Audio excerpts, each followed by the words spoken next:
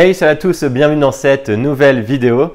Comme vous le savez, aujourd'hui je vais vous présenter mon top des jeux joués en 2020. Même s'il y a un petit challenge entre nous, je vais te faire play et je vais vous référencer sa vidéo. Vous pouvez la retrouver juste au-dessus de ma tête. Si vous voulez juger, et donc n'oubliez pas, likez la vidéo que vous avez préférée ou idéalement likez les deux, bien entendu. Si vous ne savez pas du tout, vous décidez. Et si vous ne nous suivez pas encore, eh bien abonnez-vous à notre chaîne pour voir toutes nos vidéos. Et donc en quoi consiste ce challenge? La personne, donc entre Julien et moi, qui aura le plus de likes dans sa vidéo top, donnera un gage à l'autre lors de notre actualité ludique du mois de janvier. Donc bien sûr, un gage ludique un peu marrant qu'on pourra vous montrer en vidéo. Donc vous pouvez déjà pulvériser la barre des pouces bleus. Sans plus tarder, commençons donc par le premier jeu de mon top 6 des jeux en 2020.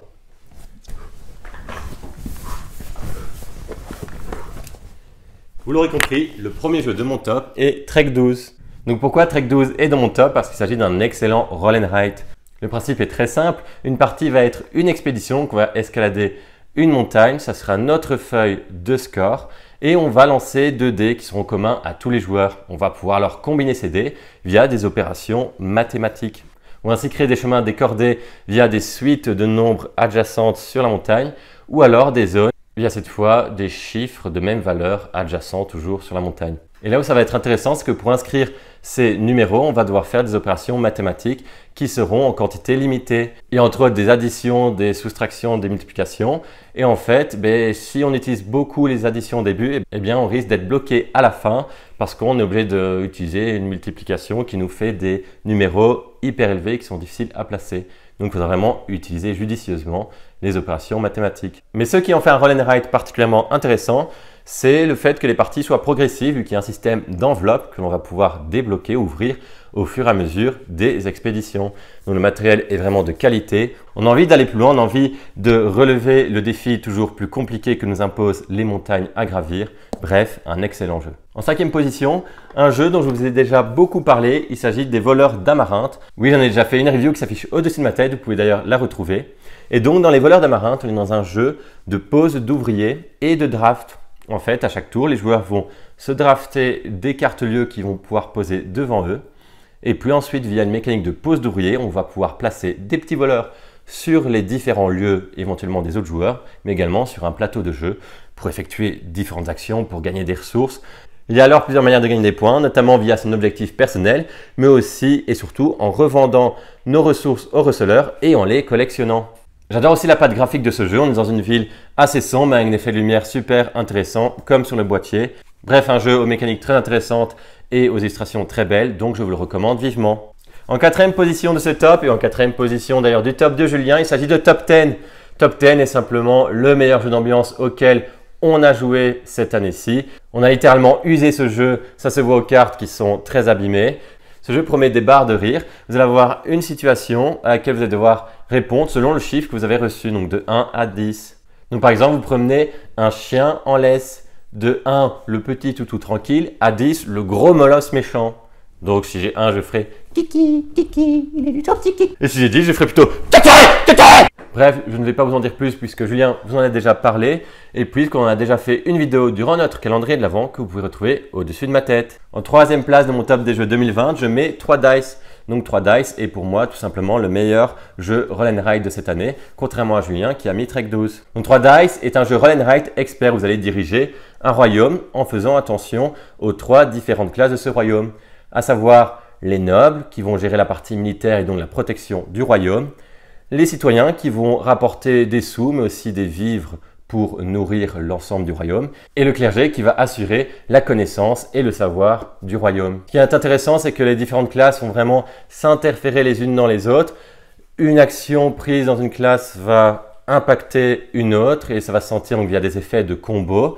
Vous allez devoir vraiment gérer les 3 axes en synergie. Vous allez devoir aussi faire attention au nombre d'habitants qui vont venir chez vous. Et oui, il faudra avoir le plus d'habitants possible dans chacune des 3 classes. Bref, c'est un jeu vraiment complexe et très bien foutu qui se joue en 8 tours. 8 tours qui vont en fait représenter des journées à chaque fois, une matinée et une après-midi. Donc en fait, on va avoir 16 manches, 16 lancers de dés.